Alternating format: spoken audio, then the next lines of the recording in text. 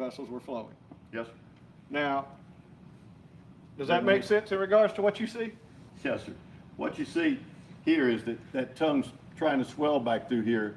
You got the burn here also that's even deeper. And with that, with blood flow coming in, not getting out well, then this swells.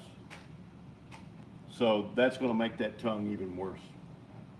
And as you've already talked about with her diaphragm, as you talked about with her larynx, as you talked about with her vocal cords, and you've discussed this picture right here, would all of these affect the speech of Jessica Chambers?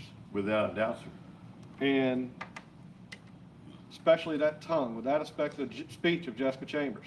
Yes, sir. And why do you say that? Well, you have to have the tongue be able to move and to be able to pronounce anything, basically. You can make sounds, but to be able to make sounds that can be understood, that would be very, very difficult. In your expert opinion, based on a reasonable degree of medical certainty, do you believe that Jessica Chambers could have been speaking? Not with what I see here, sir. Would that tongue have moved? Very little. And it was flowing? Yes, sir. And those lips were solid? Yes, sir. You also mentioned this burn coming in a closed space. Sorry, Yes, you have to respond for the court reporter. Yes, sir. And we do know the chemical that we're dealing with is gasoline. Are you familiar with the gasoline burn? Yes, sir. For Jessica Chambers to sustain these type of injuries from a gasoline burn in a closed space, can you testify as to your expert opinion to a reasonable degree of medical certainty how long she would have been exposed to this heat? I would say some 3 to 5 minutes would be a time period that would take to get to that temperature to get that type of burn. 3 to 5 minutes is a long time to sustain a burn. Am I correct? Yes, sir.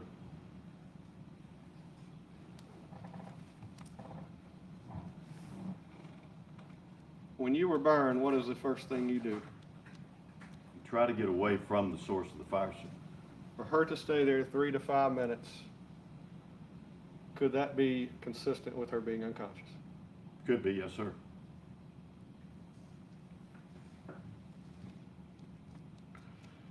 The speech pathologist testified as to her expert opinion that in order to cause the burns that we're looking at now, she would have been exposed to that heat for roughly 2 to 3 minutes. Okay. Is that consistent with your expert opinion here? Yes, sir.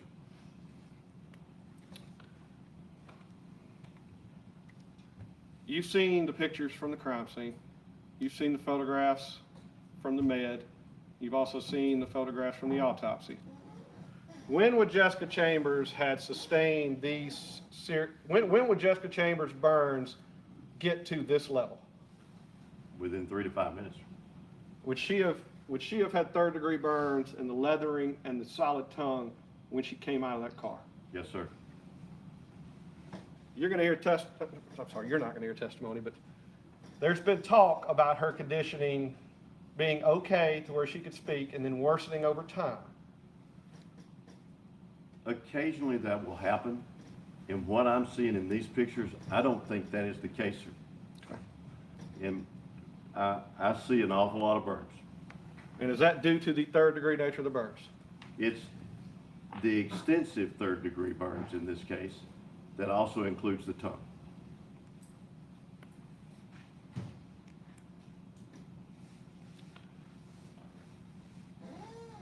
The testimony from some of the first responders said they thought they heard cold when she said, oh. They thought they heard Eric when she said, eck. What type of sounds do those sound like to you?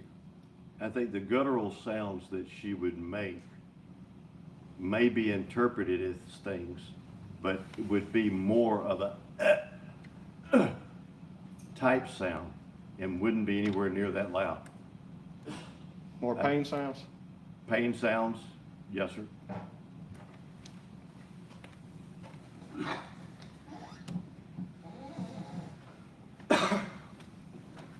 Dr. Hickerson, the last thing I want to ask you about, you just talked about adrenaline. Adrenaline. We've all heard stories about how people do things that they could not normally do when they have adrenaline. Is that correct? Yes, sir. And I also want to ask you about desire, because there were several first responders that said Jessica was trying to communicate with them. Yes, sir. Do you believe that was the case? Yes, sir. Now, given the adrenaline she had, and given all the desire in the world that she had to communicate with these first responders, which I have no doubt she did, would she have had the ability to communicate with them? No, sir, not in my opinion. She's going to be more like a person that's had a stroke. And they have all the desire in the world to communicate and talk to you, to be able to move, to be able to do certain things. But I think that's where Jessica is going to be right now. She may have the desire, but I don't think she is going to have the way to accomplish that goal. Is that based on her physical problems? Yes, sir. Got our tenor of the witness. Dr. Hickson, you can take the witness stand. Thank you.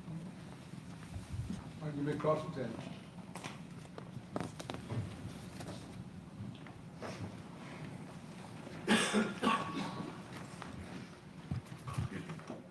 Took some water. If you've got some, Oh, I got some.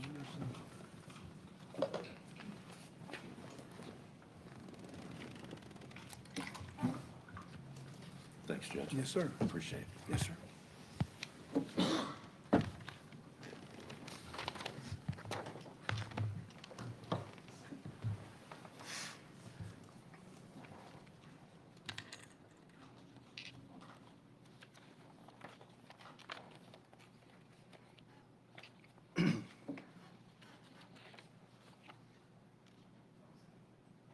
Court's indulgence, just a moment, Your Honor.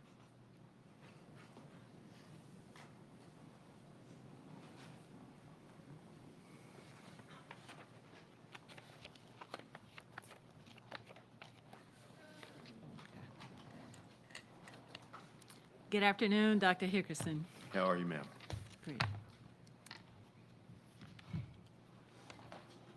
Would you say that medical science is something that would be a 100% certainty in all cases?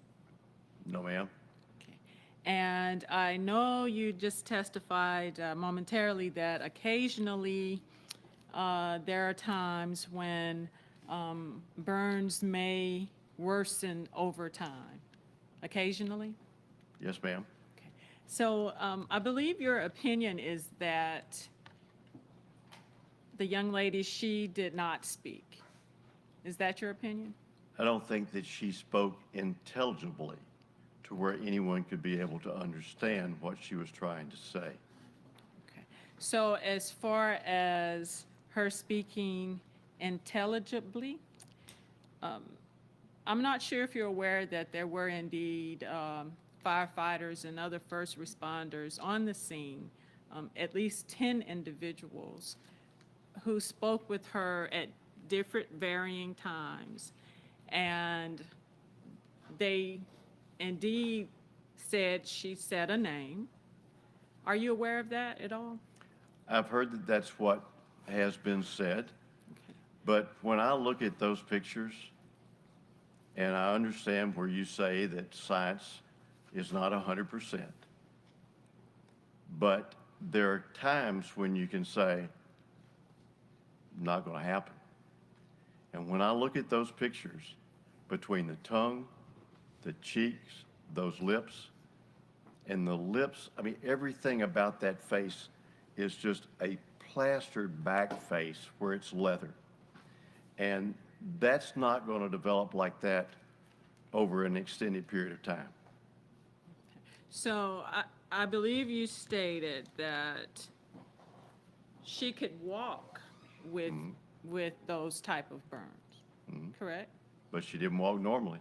She walked though, correct? Yes, ma'am. Okay, may not have been normally, but she did walk. And I believe your testimony was that she walked likely away from where the fire source was. I certainly would. Okay, certainly, I would too. And in this particular instance, are you aware that she was not walking from the car? She was actually walking towards the car. Were you aware of that? No, ma'am. But with the confusion with which she could be, if she had originally walked away from the car, she may walk back toward it. Could be, and that would have been a lot of walking she would have been doing in the midst of burns she had sustained. Do you agree with that? To a certain extent, I think I see where you're headed. But in this situation, I'm not sure how far, how long get away, come back would be, because in her situation, at this stage in the game, the energy source that she may have from her adrenaline even that you've referred to would be pretty high. So with confusion, or even if there was someone now that was at the scene where she could come back to, would be possible if she's trying to get help. Yes. And so this possibility, again, we would look at the fact that there is absolutely no instance of something being 100% medically certain, correct? I think you're talking about two different aspects though, ma'am, because with your ambulation, we're referring to large muscles.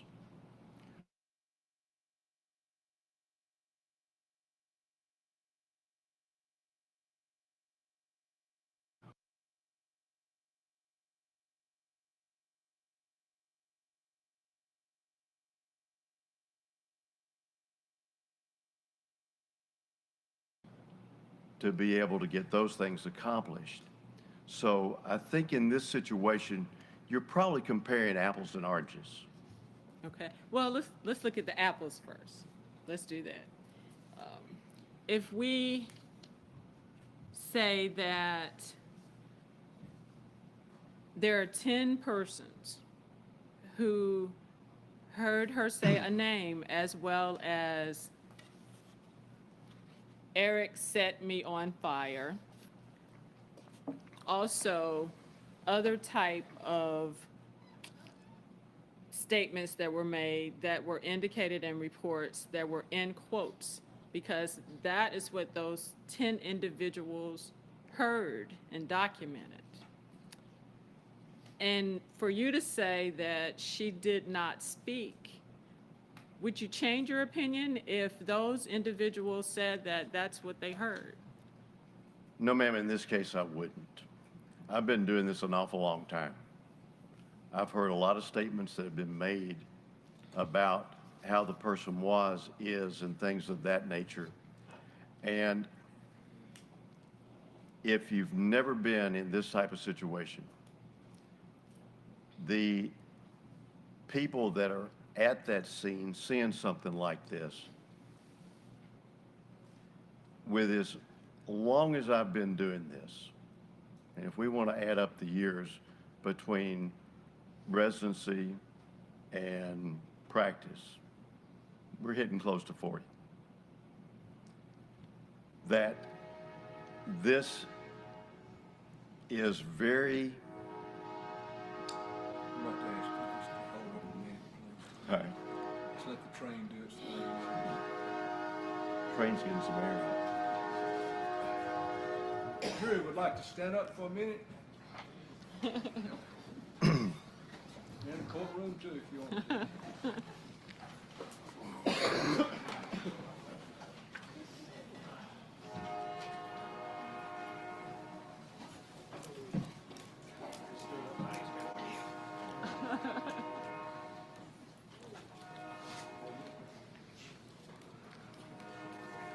Can you set your clock back? I don't think so. It got us yesterday afternoon also, but, they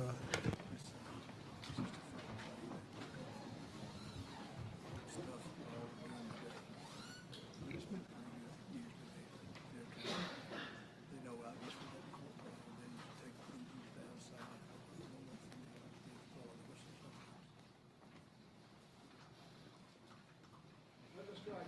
Yes, sir, Your Honor. What I was trying to say Yes. is that for those individuals, there's a shock phase as well. They've not experienced this. And they're going to try their best to adhere to anything that they could with that. And I hear you. I'd like to think that maybe she could have, but in all honesty, ma'am, I can still tell you that with my medical opinion, that that would not be the case. And so the fact that you just testified to that occasionally that will happen, why would your opinion not take into account the individuals who were there on the scene? Occasionally, what would happen, ma'am? Her speaking. I think she would try to speak, but with what I'm seeing from a physical standpoint on her pictures would be that she has a desire, but the ability to do so to where she could be understood, I don't think is going to happen. So just in conclusion to the speaking aspect of it, your position is that she could have spoken, but just not intelligibly. She could have made sounds, but not sounds that we would be able to say would be speech. Despite the fact what all of the other reports have indicated. I'm just telling you what I see, ma'am. Okay.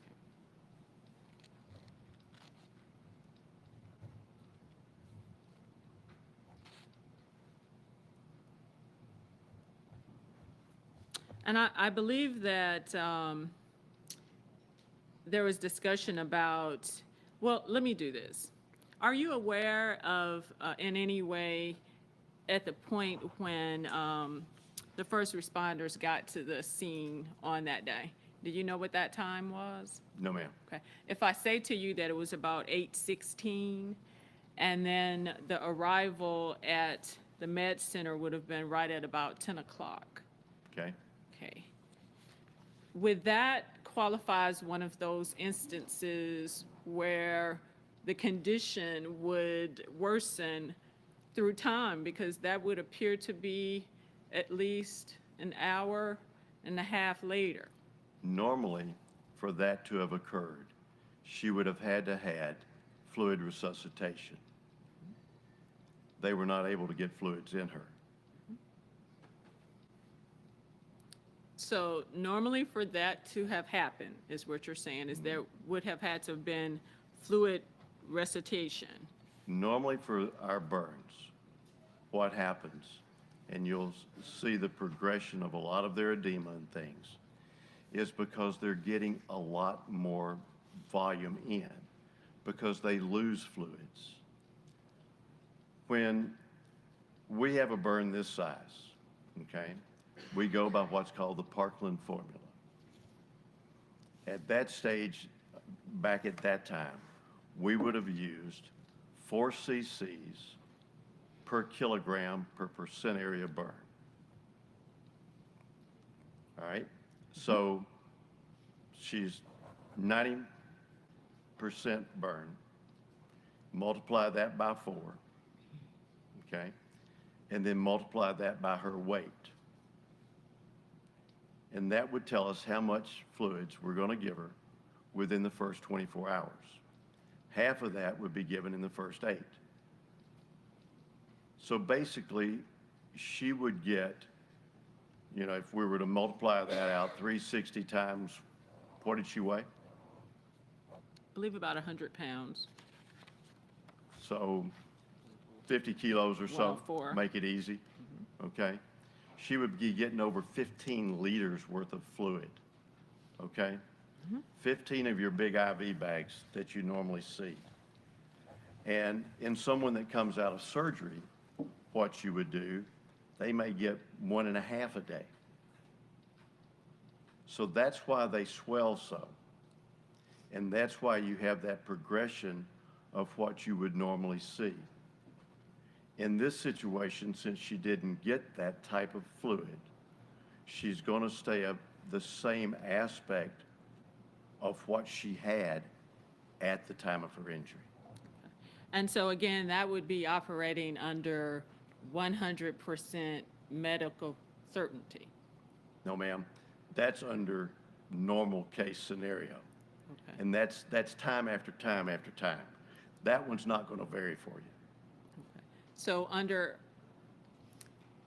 my problem is this, Dr. Hickerson, when we're looking at medical science not being something of perfect certainty. And let me direct you to how you spoke about physiologically. She went through something in her last moments. She thought, I'm going to die, correct? Okay. Wouldn't you say that there are people diagnosed with cancer even, and they survive, but it could be terminal cancer, and they are completely cured? In this instance, Terminal cancer, I don't think is cured, ma'am. Those terminologies are mutually exclusive. okay, a person has cancer, and then the diagnosis is that it is terminal, Okay? and then for some reason, they're healed after that. Are you saying that's not possible? Didn't say that. Okay, I'm asking, did you? No, Okay. that's not what I Clarify that said for with me. what you were comparing there. But Okay. again, we're going back comparing apples and oranges, Okay, okay? There's certain things that are going to happen. There's a certainty. I guess what's the old adage that we have? Nothing's certain but, taxes and death. Okay? Some people try to skirt both of those. But in medicine, I agree with you that there's some things that may or may not happen. There's other things that are going to happen. And with what we're describing here, in my opinion, after having done this for all this length of time, seeing thousands of patients, this one is a certainty. in dealing with your opinion that it was certain she was going to die, that's certain, correct? Okay, but as far as her speaking before she died, and the physiological part that she was going through, I'm afraid, ma'am, that I'm going to have to answer in the same way. okay. We can go through these scenarios, but from what I am seeing for you, I am trying to give you my best opinion that that's where we are, that it doesn't change. And her facial appearance, her burn,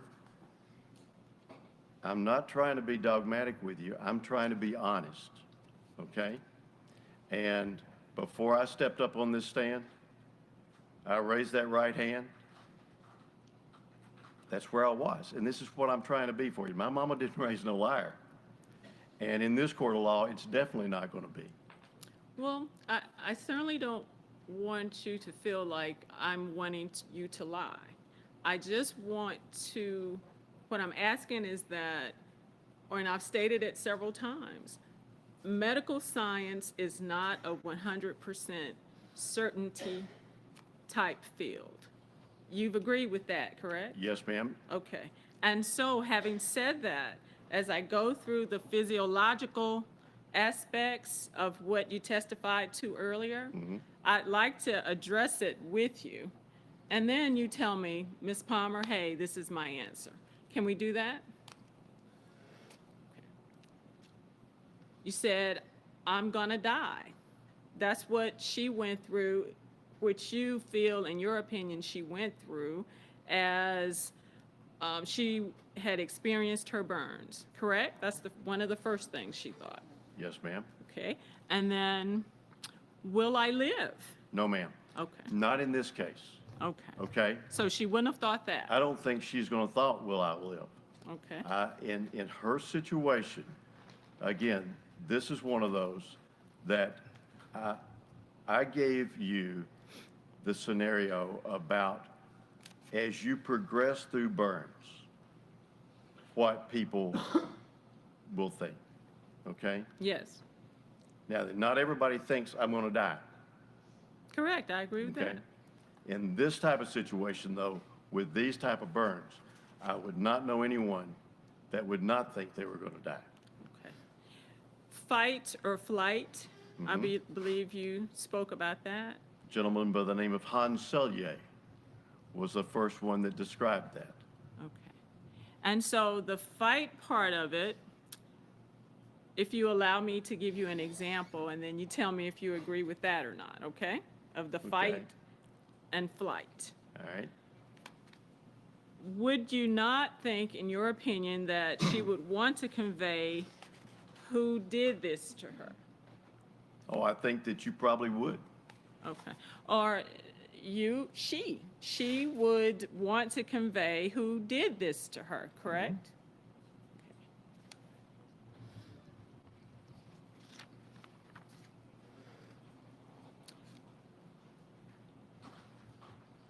And so, considering the fact that she had been asked by several individuals to convey that,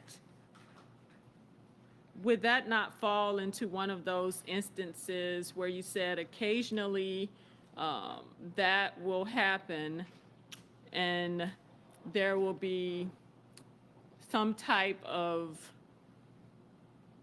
or let me rephrase it, in this instance, she would want to, this would be an occasion where this may happen, where she is conveying intelligible speech. What I said was that I felt like she'd probably want to tell. But if you recall after that, I compared that to the person that had the stroke, where they want to convey that. And I don't know if you've ever been around those that had an expressive aphasia, I have. that they really want to, but they just can't tell you. As far as, in this instance, I'm certain of this, but you weren't present on the scene, correct? Okay. No, ma'am. All right. And so you did not have an opportunity to personally hear any type of recitations or statements that she made while at the scene, were you? No, ma'am.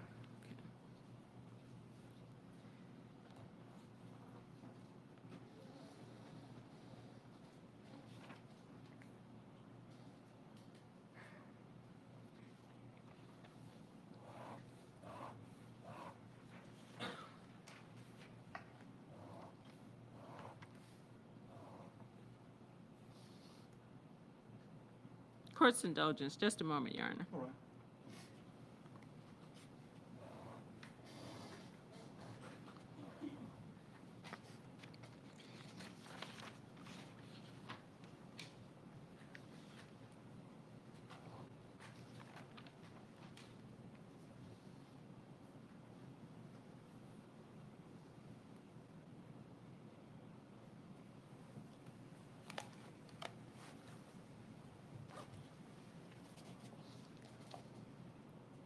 You can't say with absolute certainty that she was in a particular position at the time she sustained those burns, can you? If you look at those burns, it looks as if she was probably in a sitting position. Okay. She suffered burns to her back as well as the back of her legs. Would that indicate any other position to you, like a standing position? No, ma'am. The soles of her feet are spared, which could be a standing, but the buttocks were also spared, where the rest was burned. So, you know, it looks to me as if that was the situation. So if she were sitting, she sustained burns to the back of her leg? You can, yes, ma'am, because if you have, depend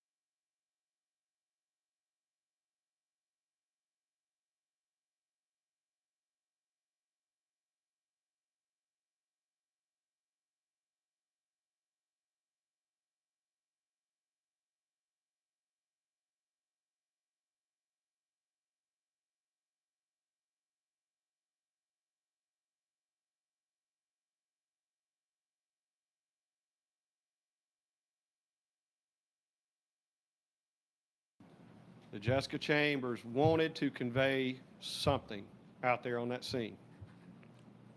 I'm sure she did. In your expert opinion, as to a reasonable degree of medical certainty, would she have had any ability to do so? No, sir. Your Honor, I have no further questions from Dr. Hickerson. I would ask that he be finally excused. Dr. Hickerson, thank you, and your fine excuse, sir. Thank you, sir. Yes, sir. We're a little late in taking our afternoon recess, but I didn't want to interrupt these professional witnesses that have come down from Memphis, so that's the reason I pushed it a little longer. So I'm now going to put you in recess for our afternoon recess, all right?